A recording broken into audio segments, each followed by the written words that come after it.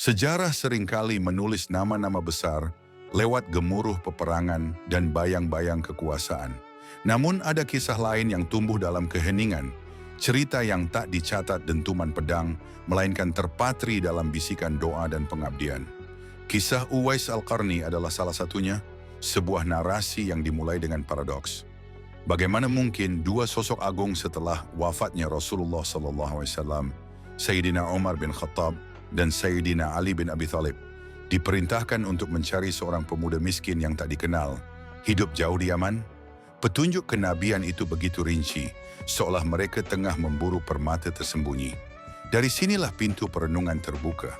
Apa yang membuat seorang hamba yang tak pernah bertemu Nabi Muhammad SAW justru begitu istimewa, hingga namanya disebut di hadapan sahabat-sahabat utama, bahkan menjadi perantara doa yang mustajab? Perintah itu datang dari lisan mulia Rasulullah SAW sendiri. Beliau berpesan kepada Umar dan Ali agar mencari seorang pria bernama Uwais Al-Qarni dan memintanya berdoa untuk mereka. Pesan ini menggetarkan. Rasulullah, sumber keberkahan terbesar, justru mengarahkan sahabat-sahabatnya mencari keberkahan dari orang lain. Sebuah isyarat bahwa kemuliaan sejati di sisi Allah Subhanahu wa Ta'ala tak selalu lahir dari status, pangkat, atau kedekatan fisik dengan Nabi, melainkan dari hati yang ikhlas dan pengabdian yang sunyi. Titik putih yang tersisa di tubuh Uwais akibat penyakitnya menjadi semacam simbol kehidupannya. Tanda kecil tersembunyi, namun syarat makna, hanya dikenali oleh mereka yang diberi cahaya pandangan khusus.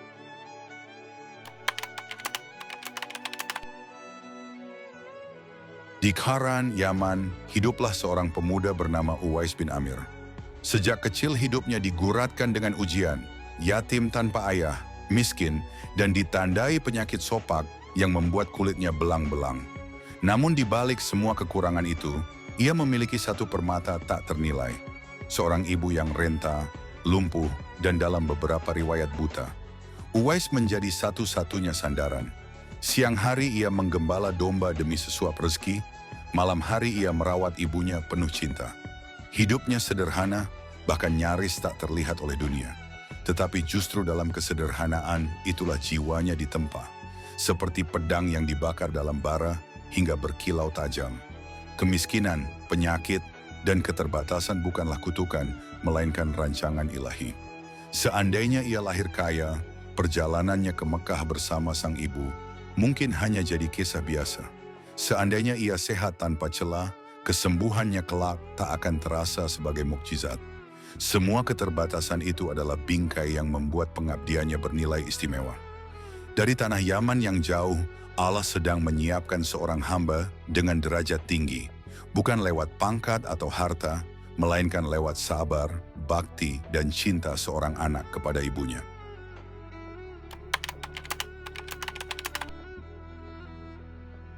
Kisah Uwais mencapai puncaknya saat sang ibu meminta sesuatu yang tampaknya mustahil.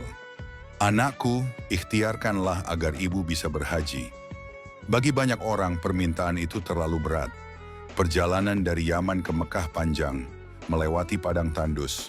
Uwais tak punya unta, tak punya perbekalan. Namun bukannya menyerah, ia mencari jalan.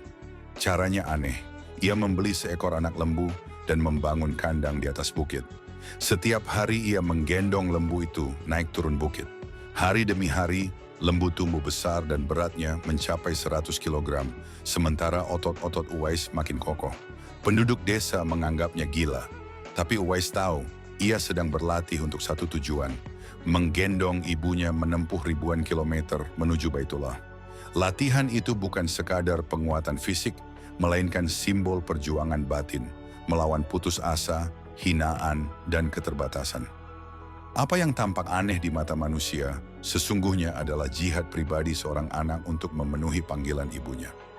Seperti sabda Nabi, surga berada di bawah telapak kaki ibu. Uwais membuktikan bahwa heroisme sejati sering lahir dalam pengabdian tulus, bukan di medan perang.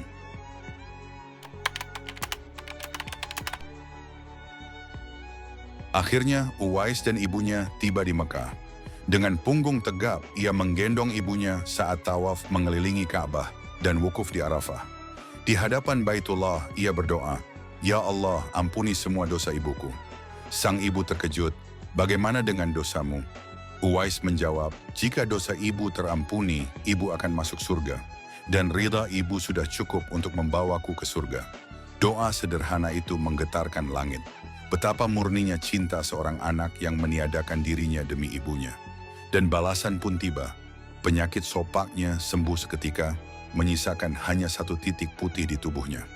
Sebuah cap ilahi, tanda yang kelak menjadi pengenal seperti disebutkan Rasulullah.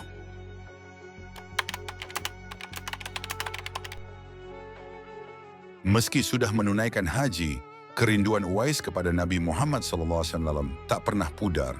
Ia menempuh perjalanan jauh ke Madinah demi bertemu beliau. Namun ketika tiba, Rasulullah sedang berada di medan jihad. Hati Uwais bimbang, menunggu demi kerinduan, atau pulang demi janji kepada ibunya yang sakit. Ia memilih pulang. Sebelum kembali, ia menitipkan salam kepada Sayyidah Aisyah radhiyallahu anha. Ketika Rasulullah kembali, beliau berkata tentang Uwais, "Ia adalah penghuni langit, sosok yang tak dikenal bumi, namun masyhur di sisi Allah."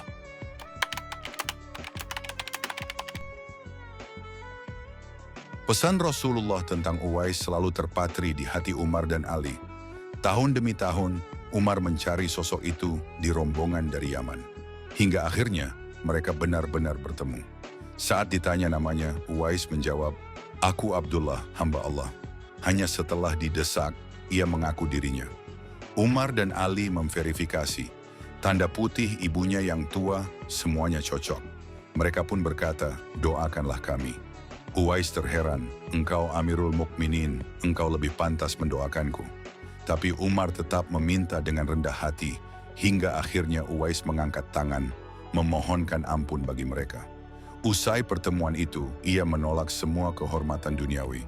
Tak mau jabatan, tak mau harta. Ia tetap memilih hidup sederhana, tersembunyi dalam kerahasiaan. Sebuah teladan zuhud yang tak mencari pengakuan dari manusia, melainkan hanya dari Allah.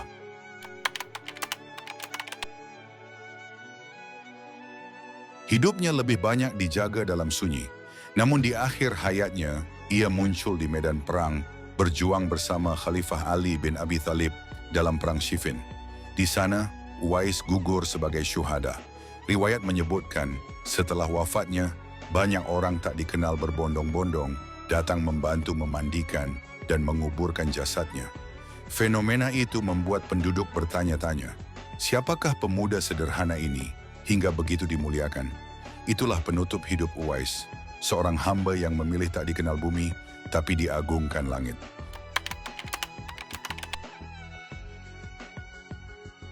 Kisah Uwais Al-Qarni adalah cermin yang memantulkan hakikat iman dan bakti. Ia tak pernah bertemu Nabi, namun Rasulullah menyebut namanya. Ia tak mencari panggung, tapi langit menjadikannya terkenal. Dari Yaman, ia mengajarkan bahwa jalan menuju Allah bukan lewat pedang atau tahta, melainkan lewat cinta seorang anak pada ibunya. Latihan menggendong lembu, doa sederhana di Ka'bah, kerelaan menukar kerinduan pribadi demi janji pada ibu. Semua hal terbentuk yang membangun kemuliaannya.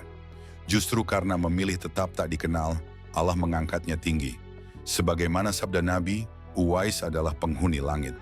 Gelar yang tak bisa diraih dengan harta, pangkat, atau ketenaran. Teladan Uwais bukan sekadar cerita, melainkan cahaya penuntun. Kemuliaan sejati sering tersembunyi dalam kesunyian, dalam pengorbanan tanpa pamrih, dalam doa-doa yang hanya terdengar oleh Allah. Uwais Al-Qarni, si fakir dari Yaman, meninggalkan pesan abadi. Di hadapan Allah, ukuran kemuliaan bukanlah siapa yang dikenal dunia, melainkan siapa yang dicintai langit.